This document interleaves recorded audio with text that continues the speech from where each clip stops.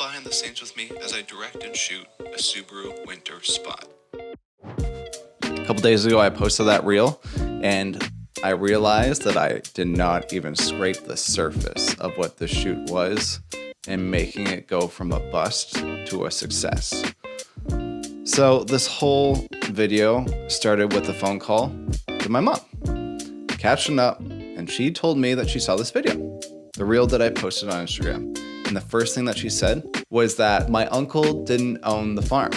You see, later in this video that I just played off the top, I talked about how my uncle had a farm, and turns out it wasn't his. And that kind of made me have a little side moment to myself of, wow, maybe I should fact check things more. Anyways, as we continue our conversation, I told her more about the realities and the things that I faced during that shoot. And after a huge rant, I realized I have to make this video because there was a lot of things that happened. So let's talk about the shoot.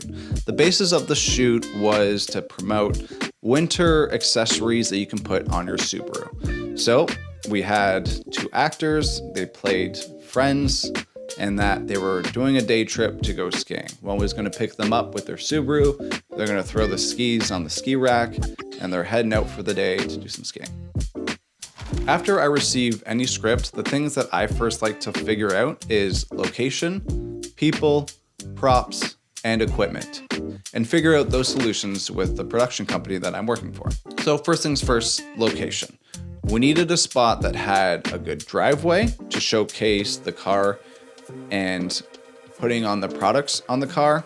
My uncle luckily has a beautiful driveway and lives in a part of Ontario where it's not busy at all, and we can capture a lot of really good scenic driving shots really safely.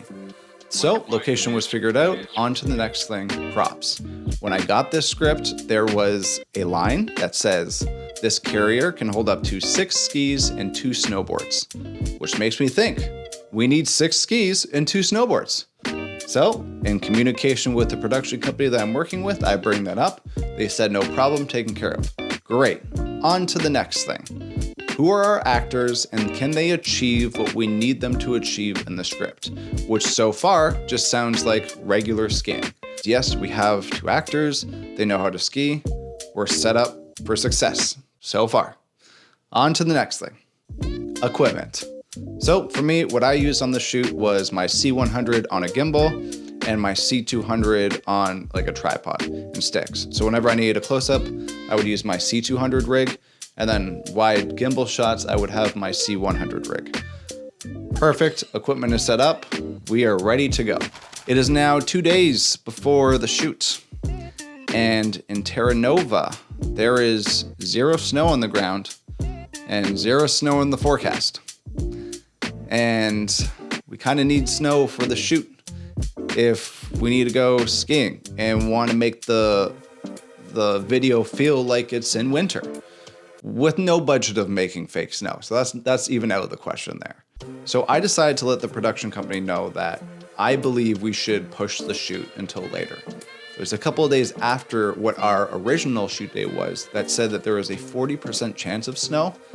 So I said, let's try and rebook everybody for that day after so that hopefully that snow does come down and that it does stay and that it aligns us better with making this shoot successful. And thank God that I did. And thank you, Mother Nature, because it did snow. And that decision was something that really allowed us to have success on the shoot. So it is now time for the shoot date. I'm very excited. People start showing up.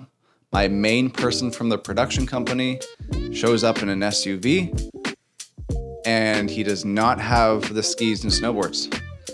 So I ask him, did we forget this? He says, no, the project manager is gonna come with them. Okay, cool, no problem. The project manager was the last one on set, and I will always remember this moment visually in my head. I'm in the kitchen with the rest of the crew, we're all ready to go. The project manager is the last one to show up on set. I look outside the window, I see a very small BMW sedan pull into the last spot in the driveway, and in my head I go, because I knew that there was a 0% chance that 6 skis and 2 snowboards are fitting in that small car. Of course, they have the moment of, I thought you were going to bring it. No, I thought you were going to bring it. So of course, I'm a little irritated by this because I did bring this up in pre-production of how important this was, but there's 2 types of people in this situation. It's you can dwell with everyone else, or you can go right to problem solving and try and figure out what our next move is to make the day make sense and work. And luckily, my uncle came through again because he did have skis. But the skis that he had was, and I don't know what you call this, but it's more just like walking skis. It's not downhill skiing, it's more like walking skis. And it has a different form of how to like perform this activity. Which then leads us into the next issue that we have, which is our actors didn't really feel that comfortable on those skis. They were kind of thinking that it was just gonna be downhill skiing where you're just kind of swaying left and right and everything's nice and easy, instead of like hike skiing for the most part.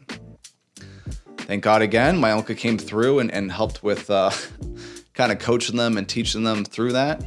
And a couple of these aspects that I've talked about so far was in my Instagram reel, but a couple of the big ones being the weather and pushing the shoot for a 40% chance of snow, which thank you, Mother Nature, it did. In pre-production meetings, saying all the props that we need and hearing a response, yeah, no problem, we got that. To then just not and totally just blowing it. Because if my uncle didn't have any skis, my next solution would probably be trying to find a place to rent it or just scrambling to go to find neighbors and stuff. But then it kind of comes back to optics of like, this looks terrible on us. This looks terrible on the production company and on the production in general that we don't have our crap together. And with client being there, they would see all of this like unravel real time. So the fact that we figured those things out pretty quickly and relatively quietly is another thing that I believe kind of helped us out for success of the shoot. And it's just a fun little story to tell because of all the little moments that kind of happened between it and everything that I did not touch on my little Instagram reel that I have.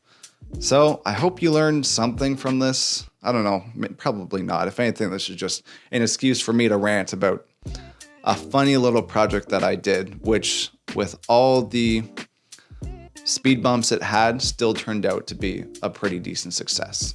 So I appreciate you watching and I hope you have a good day.